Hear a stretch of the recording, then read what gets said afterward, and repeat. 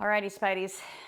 In this video, we're going to talk about something that quietly shapes our entire relationship with our body and our behaviors. And that is the way we label and or judge our patterns. Let me say this right from the start.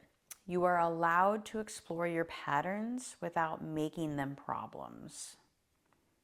You are allowed to explore your patterns without making them problems. You can look at your behavior, your reactions, your habits, and not make them wrong. Okay? Most of us were taught, like either directly or indirectly, that if something feels like off or too much or not enough, like it must be a flaw, like a defect, a dysfunction, something to get rid of. So when we start doing this kind of nervous system work, the kind of like noticing and exploring, it can be super tempting to bring that same lens to it. To say like, oh, I get triggered too easily, or I'm so dysregulated, or I should be further along in this process. But that mindset, even if it's subtle, can actually keep us stuck. But that mindset, even if it's subtle, can actually keep us stuck because it reinforces the idea that we need to fix ourselves in order to be okay. But your patterns are not problems. They're strategies. They are responses that your system developed to help you survive or connect or cope or function. And when you can start to see your patterns through that lens, like not as pathology, but as adaptation, everything can begin to shift. You can start to replace judgment with curiosity. You can start to soften your approach towards yourself. You can start to listen to what that pattern actually might be trying to tell you, right? Because if you're judging it, you can't listen with an open heart or an open mind or curiosity, right? The listening to these patterns, it's not just about your thoughts. It happens throughout your entire body, especially when you are able to start noticing those sensations in the body more closely. So here's what I want to say to you at this point in your journey. We're not trying to speak to the body or decode every sensation, right? Stuff like that is going to come later. Right now, I want you to notice the stories that come up about these sensations, all right? So say we're doing, say you're trying to be more present, or maybe you're in one of the audios that we're doing, and a tight chest might immediately present itself. And maybe the thought is, oh, I'm so anxious. This is bad, right? Or like a dull ache somewhere might bring in, oh, this again. Like this never goes away. This sucks. Something's wrong. Or numbness, like struggling to feel a sensation in the body might prompt like, oh, like I'll never feel anything. What's wrong with me, right? Oh, that was a tough one for me personally, not being able to feel things and then being instructed in these different exercises to feel things. And I was like, what does that even mean? I was really hard on myself, right? This is why I'm telling you what I'm telling you. Because the sensation itself isn't the story or the judgment you have about it. It's just sensation. That's all it is. It doesn't have a story. Like it doesn't have a judgment call on itself, right? So part of the work, exploring without pathologizing, without saying, oh, or even like putting a term to it, like, oh, I was injured here, and so that's why that always hurts. Like that's a story.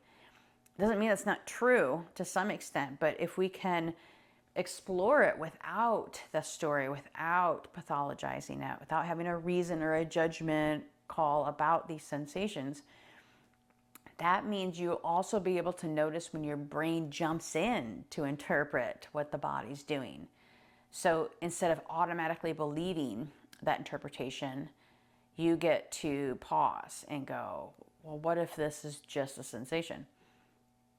What if I don't need to figure it out right now?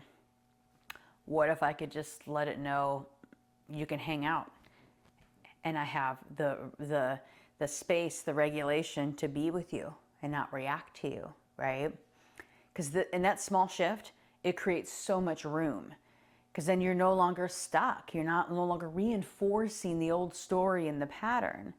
And you're also not trying to fix it or label it or tell it it's not okay or wish it would go away. You're just allowing space for what is, without rushing to assign it meaning, right? And that doesn't mean like trying to ignore pain or to bypass discomfort. It just means you're giving your body room to be heard before you decide what it means, okay? An example. Say you notice that you often have the nervous system response of fawning, right? That is often will come across as like over apologizing, people pleasing, and really abandoning your own needs in order to appease environments or people around you. But instead of labeling that as like bad or unhealthy, what if you just paused and asked, like, where might I have learned this? How did this show up to help me survive? How did it protect me? Maybe it helped when you were avoiding conflict in like a really volatile home.